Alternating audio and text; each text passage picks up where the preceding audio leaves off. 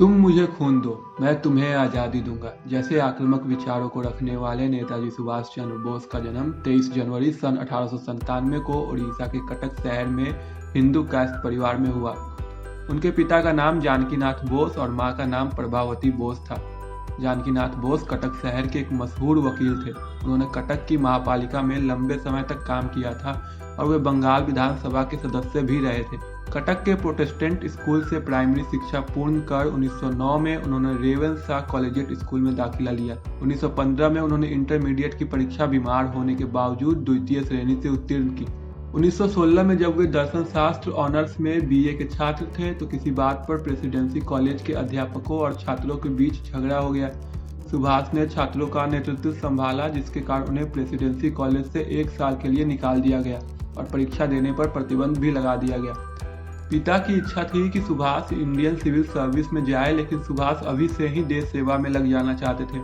लेकिन पिता के कहने पर वो आगे की पढ़ाई के लिए इंग्लैंड चले गए, जहां उन्होंने इंडियन सिविल सर्विस की परीक्षा दी, जिसमें उन्होंने चौथा स्थान प्राप्त किया। सुभाष चंद्र बोस स्वामी विवेकानंद और आचार्य रामाकृष्णा के विचारों से प्रभावित थे, जिसकी वजह से आईसीएस में चौथा रैंक लाने के बावजूद भी उन्होंने अंग्रेजों के लिए नौकरी करना सही नहीं समझा। कोलकाता के स्वतंत्रता सेनानी देशबंधु चित्तरंजन दास के कार्य से प्रेरित होकर सुभाष चित्तरंजन दास के साथ काम करना चाहते थे। इंग्लैंड से उन्होंने दास बाबू को खत लिखकर उनके साथ काम करने की इच्छा प्रकट की। रविंद्रनाथ ठाकुर की सलाह के अनुसार भारत वापस आने पर वे सर्वप्रथम मुंबई गए और महात्मा गांधी से मिले। वहां 20 जुलाई 1921 को गांधी जी और सुभाष के बीच पहली मुलाकात हुई। गांधी जी ने उन्हें कोलकाता जाकर दास बाबू के साथ काम करने की सलाह दी। इसके बाद सुभाष कोलकाता आकर चित्तरंजन दास से मिले।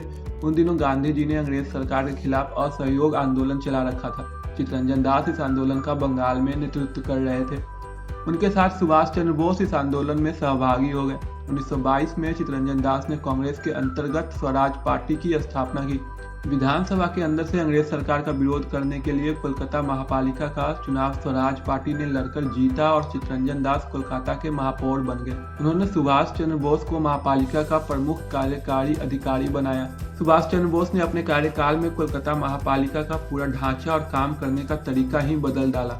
कोलकाता में सभी रास्तों के अंग्रेजी नाम बदलकर उन्हें भारतीय नाम दिए गए। स्वतंत्रता संग्राम में प्राण न्यौछावर करने वालों के परिवारजनों को महापालिका में नौकरी मिलने लगी। इसके बाद सुभाष चंद्र बोस को देश का एक महत्वपूर्ण युवा नेता बनने में ज्यादा समय नहीं लगा। 1927 में जब साइमन कमीशन भारत आया, तब कांग्रेस ने उसे काले झंडे दिखाए। कोलकाता में सुभाष ने इस आंदोलन का नेतृत्व किया। साइमन कमीशन को जवाब देने के लिए कांग्रेस ने भारत का भावी संविधान बनाने का काम 8 सदस्यीय आयोग को सौंपा और सुभाष चंद्र बोस उस आयोग के एक सदस्य थे। 26 जनवरी 1931 को कोलकाता में राष्ट्र ध्वज फहराकर सुभाष एक विशाल मोर्चे का नेतृत्व कर रहे थे। तभी पुलिस ने उन पर लाठी चलाई और उन्हें घायल कर जेल भेज दिया। जब सुभाष जेल में थे तब गांधी जी ने अंग्रेज सरकार से समझौता किया और सब कैदियों को रिहा करवा दिया, लेकिन अंग्रेज सरकार ने भगत सिंह जैसे क्रांतिकारियों को रिहा करने से साफ इनकार कर दिया। भगत सिंह की फांसी माफ कराने के लिए गांधी जी ने सरकार से बात तो की, परंतु नरमी के साथ। सुभाष चाहते थे कि इस विषय पर गांधी जी अंग्रेज सरकार के साथ किया गया समझौता तोड़ दे, लेकिन गांधी जी अपनी ओर से दिया गया वचन तोड़ने को राजी नहीं थे। अंग्रेज सरकार अपने स्थान पर अड़ी रही और भगत सिंह व उनके साथियों को फांसी दे दी गई। भगत सिंह को न बचा पाने पर सुभाष चंद्र बोस गांधी और कांग्रेस के तरीकों से बहुत नाराज हो गए। अपने सार्वजनिक जीवन में सुभाष को कुल 11 बार जेल हुआ। सबसे पहले उन्हें 16 जुलाई 1921 में 6 महीने का कारावास हुआ। दूसरी बार 1925 में सुभाष चंद्र बोस म्यांमार के मांडले जेल में बंद थे। उसी दौरान 5 नवंबर 1925 को उन्हें चित्तरंजन दास की मृत्यु की खबर मिली। मांडले कारागृह में रहते समय उन्हें ट्यूबरक्लोसिस हो गई, परंतु अंग्रेजी हुकूमत ने उन्हें रिहा करने से इनकार कर दिया। लेकिन परिस्थिति इतनी कठिन हो गई कि जेल अधिकारियों को यह लगने लगा कि शायद वे कारावास में ही न मर जाए। अंग्रेज सरकार यह खतरा भी नहीं उठाना चाहती थी, इसलिए सरकार ने उन्हें रिहा कर दिया। इसके बाद सुभाष इलाज के लिए डलहौजी चले गए। 1932 में सुभाष को फिर से कारावास हुआ। इस बार उन्हें अल्मोड़ा जेल में रखा गया। अल्मोड़ा जेल में उनकी तबीयत फिर से खराब हो गई। चिकित्सकों की सलाह पर सुभाष इस बार इलाज के लिए यूरोप जाने को राजी हो गए। सन 1933 से लेकर 1936 तक सुभाष यूरोप में रहे। वहाँ वे इटली के नेता मुसोलिनी से मिले, जिन्होंने उन्हें भारत के स्वतंत्रता संग्राम में सहायता करने का वचन दिया। 1938 में गांधी जी ने कांग्रेस अध्यक्ष पद के लिए सुभाष को चुना तो था, मगर उन्हें सुभाष की कार्यशैली पसंद नहीं आई।